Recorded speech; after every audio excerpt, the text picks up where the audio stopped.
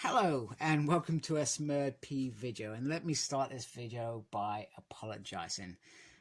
I had this before I went on holiday back in October, and to be honest with you, I struggled to bring myself to review it, and then to be honest with you, I embraced everything else before doing this because I'm not enjoying this book is what I'm saying. In a nutshell, and this this issue, I've read it, I've just finished it, and I still am bemused by what a cluster F this is. It is I just can't bring myself to. I don't know whether the writer's trying to be too smart or they're trying to make it too cryptic or what, but nothing makes absolute any sense at all. So we get Wanda rocking up, and then you get Vision just saying that he's not finished grieving his late wife, and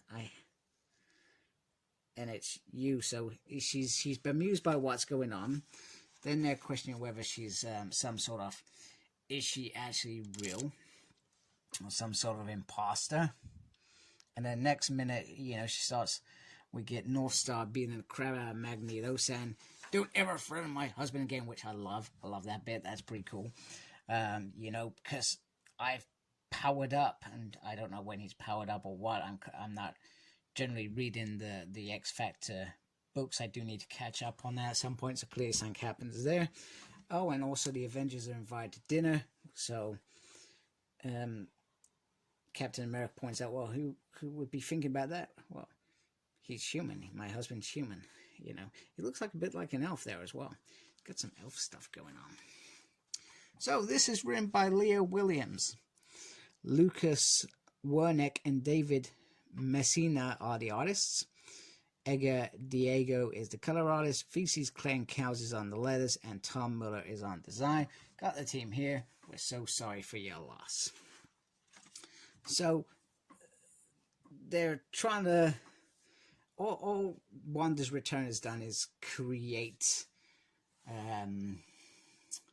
more questions, and it would be interesting if actually Wanda is trapped on some other plane, while this Wanda is here to infiltrate the Avengers or the X-Men, whatever. The boys seem to be happy, but they're still not so sure.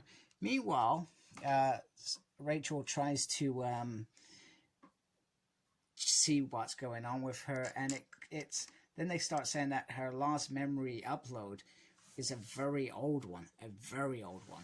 I guess when they thought she was a mutant, I guess, because now she's not considered a mutant, which still confuses the heck out of me. I still don't understand that, and that her and Pietro aren't Magneto's kids.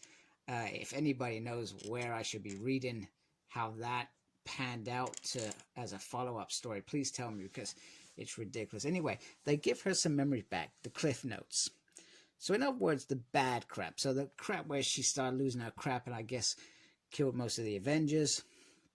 Then the No More Mutants. And then recently when she raised the dead on Genosha, which was actually quite fun. I actually enjoyed that. I did enjoy that. So I'm not sure whether this Wanda then raises these creatures, but suddenly these creatures suddenly appear, and then Northstar says, can I separate us into teams based on our power bases to tackle each one? So clearly, I'm not sure if Northstar and the X-Factor team have faced these elsewhere. It feels like he has.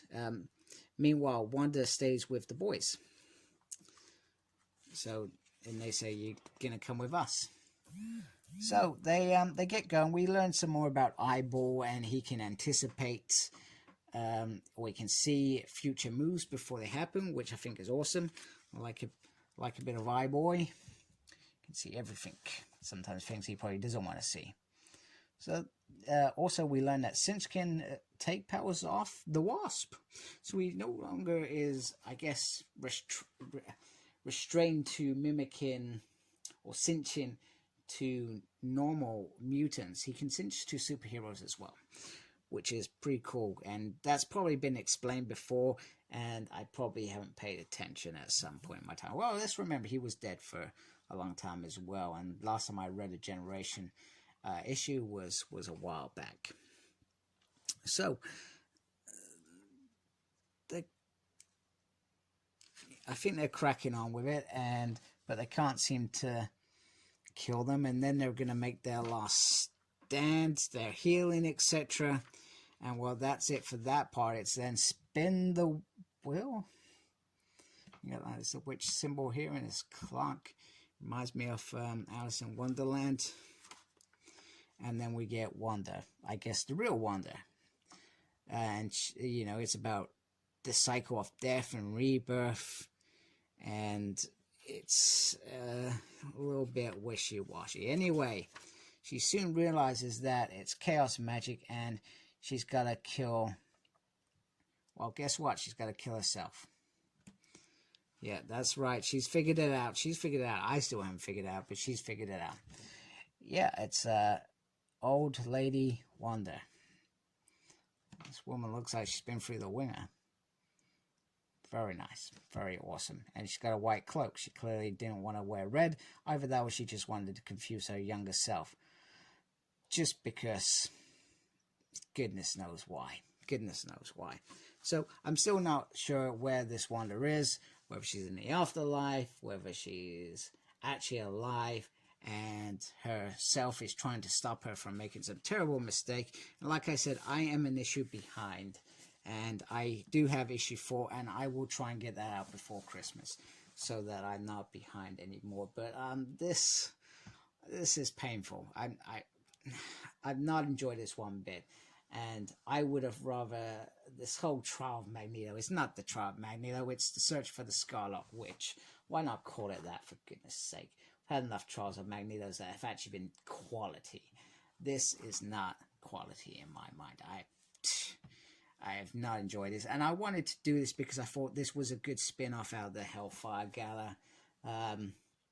Maybe in hindsight, I just shouldn't have bothered, because I would have rather not spent the money and just read it on Marvel Unlimited when it was released. And you know what prompted me to quickly do this is that I actually saw the first issue pop up on my Marvel Unlimited last night. I was like, oh my goodness, I haven't even done issue 3. So I thought I'd quickly get that in there.